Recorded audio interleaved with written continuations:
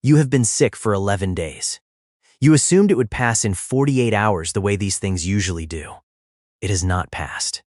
The diarrhea comes and goes. Better one morning, back by afternoon. You have barely eaten. You are exhausted in a way that feels wrong for a stomach bug. And somewhere in the back of your mind, you are starting to wonder whether this is still the same thing you thought it was at the beginning. It may not be. Right now, nearly 7,000 confirmed cases of Cyclospora infection have been reported across 34 states, more than double all of last year's cases combined. The CDC has issued a formal health alert, and the reason so many people are still sick weeks into this outbreak is the same reason they were not diagnosed at the beginning. Cyclospora does not look like food poisoning. It gets better and comes back. It goes on too long, and the standard test will miss it unless the doctor knows to ask for it specifically. Here are the 8 signs that what you have is not a typical stomach bug. Sign 1. You cannot identify what you ate that caused it with food poisoning. The timeline is short and usually traceable. Salmonella produces symptoms 6 hours to 2 days after exposure. E. coli 4 to 10 hours. Norovirus 12 to 48 hours. The meal responsible is recent enough to remember. The suspect is usually obvious. The restaurant that felt risky, the chicken that seemed slightly undercooked, the leftovers that had been in the fridge too long. Cyclospora has an incubation period of 7 to 10 days. By the time symptoms begin, the meal that caused them is more than a week in the past. You have eaten dozens of meals since then. Nothing stands out as the obvious culprit. The exposure is invisible, which is exactly why patients consistently report having no idea how they got sick.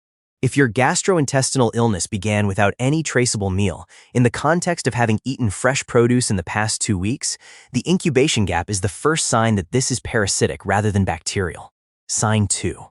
The diarrhea comes in waves rather than continuously. Norovirus is relentless. Food poisoning from bacterial contamination tends to be acute and sustained.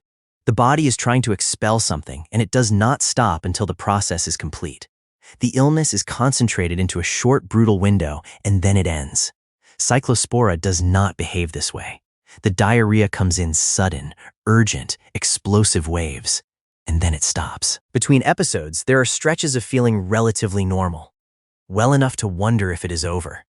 Well enough to go back to work. And then it returns. The cramping, the urgency, the watery diarrhea arriving with almost no warning. This relapsing pattern is not a sign that you are recovering. It is the signature of the parasite's life cycle. Cyclospora cayetanensis completes its reproductive cycle inside the epithelial cells of the small intestine, and the symptom pattern follows the waves of that cycle. The intermittent relief is misleading. The infection is continuous, even when the diarrhea is not. Sign 3. You are still sick after 2 weeks. This is the clearest distinguishing feature and the one that most reliably prompts people to seek care a second time. Norovirus resolves in 1 to 3 days in healthy adults. Bacterial food poisoning typically clears in 3 to 7 days without treatment. Salmonella can run 4 to 7 days, Campylobacter up to 10 days in some cases, but a gastrointestinal illness entering its 3rd week, still producing diarrhea, still causing fatigue, still suppressing appetite, is outside the window of almost every common cause of acute gastroenteritis. Untreated cyclosporiasis lasts an average of 6 to 7 weeks. Some cases extend longer. The duration alone, in the absence of an alternative diagnosis, should prompt cyclospora testing. An illness that seemed like a stomach bug and has now lasted longer than any stomach bug you have ever had is no longer a stomach bug. The timeline is telling you something the initial diagnosis did not account for. Sign 4. The fatigue is completely out of proportion to the diarrhea. Food poisoning exhausts you during the acute phase, while you are actively ill, vomiting, losing fluid. Once the acute phase passes, energy returns relatively quickly. The body recovers from a short-duration insult fast.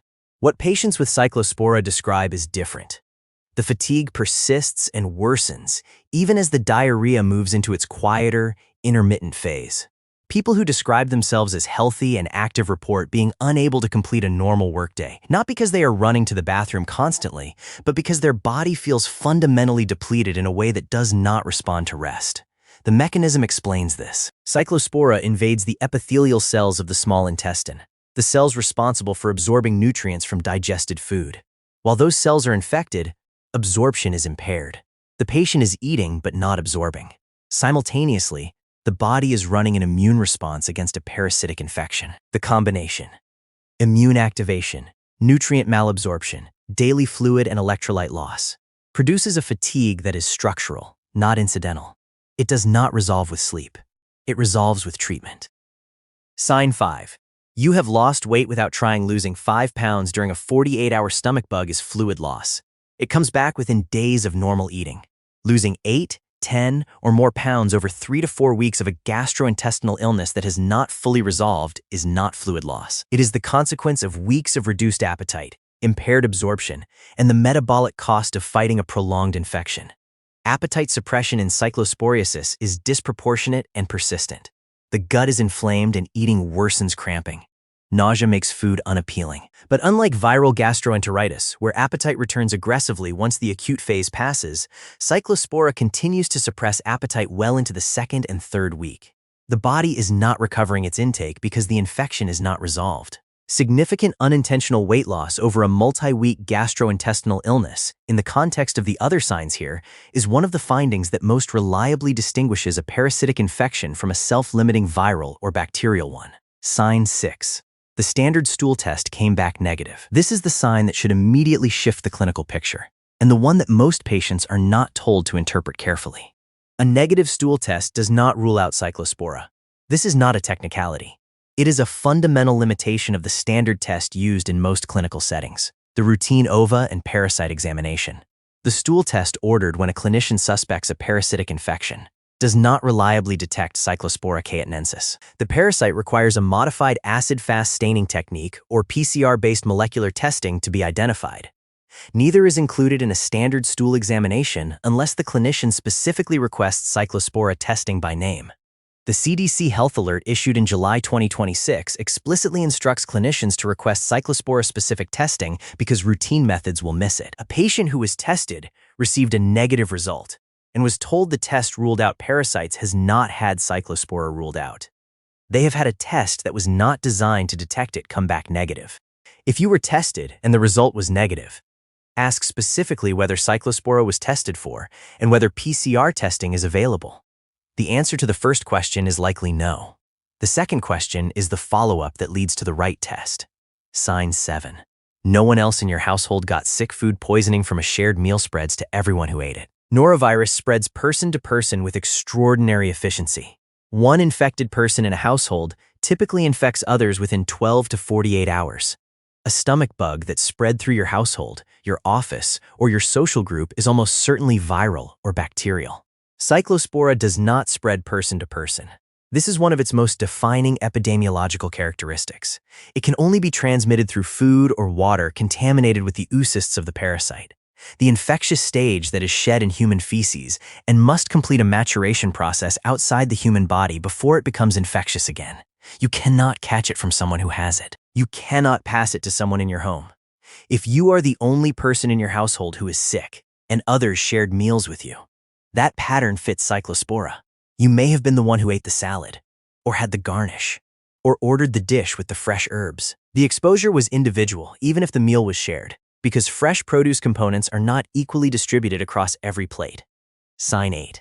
Supportive treatment is not making you better. This is the sign that brings everything together, and the one that most directly drives the need for a correct diagnosis. Food poisoning and viral gastroenteritis are managed supportively. Rest, hydration, oral rehydration salts, bland food, time.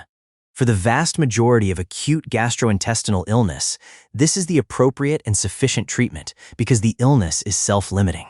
The body clears the infection. The treatment supports the body while it does. Cyclospora is not self-limiting on a short timeline, and it does not respond to supportive care in any way that addresses the underlying infection. Hydration replaces lost fluid but does not touch the parasite. Antidiarrheal medications like loperamide slow the bowel but leave the infection active. Probiotics, dietary changes, rest. All of these are appropriate supportive measures and none of them clear Cyclospora from the intestinal epithelium. The only treatment that clears the infection is trimethoprim sulfamethoxazole, Bactrim or Septra, the specific antibiotic that treats cyclosporiasis.